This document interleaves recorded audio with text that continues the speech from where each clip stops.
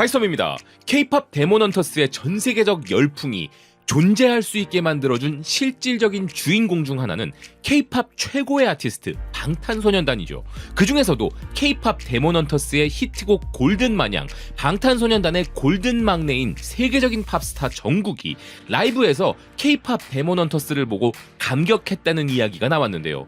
넷플릭스는 곧바로 정국이 K-팝 데몬헌터스를 봤다는 말과 함께 자신들의 SNS 대문과 배너에 인증샷을 박아버렸습니다. 넷플릭스의 이런 반응만 봐도 방탄소년단이라는 글로벌 아이콘의 문화적 파급력이 얼마나 거대한 것인지, 그리고 그것을 선사받았다는 사실을 그들이 얼마나 고맙게 생각하는지 알 수 있는데요. 이것은 방탄소년단을 비롯한 수많은 K-팝 스타들의 라이브 방송 및 자체적인 콘텐츠의 엄청난 영향력을 증명해준 사건이라 할 수 있는 것이죠. 마침 인도의 대표적 매체 타임스 오브 인디아 역시도 K-팝 스타들이 직접 올리는 콘텐츠들의 위력이 얼마나 어마어마한지에 대해 바로 어제 기사를 통해 다뤘었는데 오늘 이런 일이 터진 것입니다. 이 소식은 정국의 존재감과 K-팝 데몬헌터스라는 이슈로 인해 해외 매체들도 받아쓰기 바쁜 빅 이슈가 되었습니다. 영국 대중매체 덱서토는 BTS의 정국이 K-팝 데몬헌터스에 대해 감정이 벅차오르는 반응을 보였다면서 이는 팬들에게 놀라움을 안겼다고 전하고 있었는데요. 그래서 이것이 추후 방탄소년단과 넷플릭스 간의 협업이나 새로운 프로젝트 같은 것으로 이어지는 것이 아닐까 하는 BTS 아미들의 반응들도 뜨거웠다는 것이었습니다. 하지만 진짜 뜨거운 것은 K-팝 데몬헌터스 관련 상품들이죠.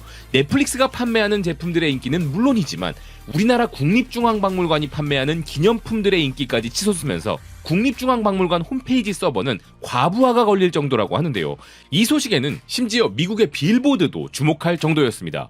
그래서 벌써부터 올해 넷플릭스가 만든 최고의 영화라는 평가와 놀라운 성적표를 받고 있는 K-팝 데몬헌터스는 진짜 말 그대로 글로벌 애니메이션 업계에 대변혁을 일으킨 상징적 작품이라 칭송받고 있는데요.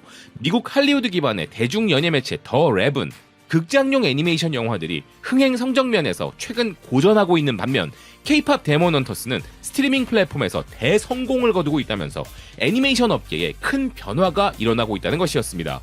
그러니 이런 대박 작품의 속편을 기대하는 전 세계 수많은 팬들의 열망은 날이 가면 갈수록 뜨거워지고 있는데요.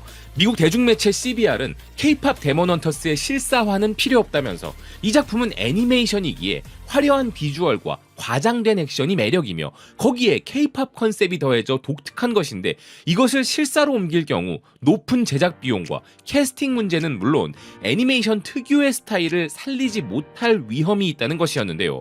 그러면서 애니메이션만으로도 이미 완성도 높고 충분히 독창적이기에 굳이 실사화까지는 필요가 없어 보인다면서 이것은 애니메이션이기에 K-팝 세계관을 훨씬 더 자유롭고 창의적으로 담아낼 수 있었던 것이라고 분석했습니다. 그렇기에 속편 제작은 당연하다면서 어서 제작을 서둘러야 한다고 독촉했는데요. 그런데 오히려 더 큰 다른 것을 요구하는 목소리들도 나오고 있었습니다.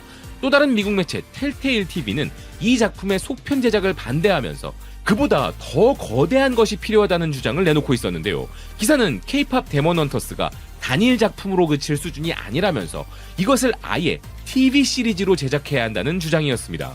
이 작품은 K-팝, 악마사냥, 액션 판타지 등 다양한 매혹적인 컨셉들을 결합한 것이기에 잠재력이 매우 크다는 기사는 캐릭터들의 개별 서사와 팀워크의 성장 및 K-팝 세계관의 확장 등으로 스토리를 더 풍부하게 풀어낼 수 있는 시리즈물 구조가 이 작품에는 더 적합하다는 분석을 내놓았는데요.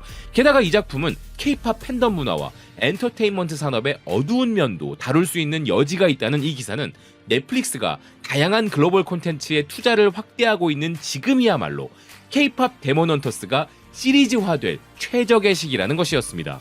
즉, 영화로 속편을 이어가기에는 작품의 세계관이 너무 방대하다는 것이죠. 그런데 이런 주장은 레딧 커뮤니티에서도 이슈가 되고 있었는데요. 레딧의 K-팝 데몬헌터스 스레드에 만약 속편이 TV 시리즈로 나온다면 이것은 여러 부분으로 나뉜 별도의 이야기들을 다룰 수 있음은 물론 스핀오프 제작의 문을 열어줄 것 같아서 더 좋아 보인다는 의견이 올라오자 팬들은 이런 반응들을 보이고 있었습니다. 첫 번째 작품만큼의 퀄리티로, 아니 그보다 더 좋게 만들 수 있는 예산과 창작의 자유가 있다면 무엇이든 좋아. 예산만 충분하다면 시리즈로 만들면 좋겠다. 나도 영화 한 편보다는 각 에피소드마다 다양한 캐릭터와 세계관에 대해 깊이 있게 다루는 시리즈를 선호해. 품질이 중요하다면 영화를 요청하겠지만 TV 시리즈가 이야기를 더 확장하고 캐릭터를 더 많이 구축할 수 있기에 적절할 것 같다. 영화의 문제점은 너무 제한적이라는 거야. 시간상 담을 수 있는 이야기에 한계가 있거든. 이 영화에 대한 나의 유일한 불만이 바로 이거였어. 마치 아직 할 이야기가 너무 많은 것처럼 이야기가 꽉 차 있는 느낌이었어. 난 속편 영화를 먼저 만든 다음에 시리즈로 이어나갔으면 좋겠다. 다른 데몬 헌터스들의 삶, 한국 음악의 다양한 장르, 그리고 각 시대별로 벌어졌던 투쟁을 자세히 묘사한 스핀오프 시리즈가 있으면 더 멋질 것 같다. 이렇게 대부분의 캐대언 팬들은 퀄리티를 걱정하면서도 TV 시리즈로 방대한 이야기를 풀어주기를 바라는 분위기였는데요.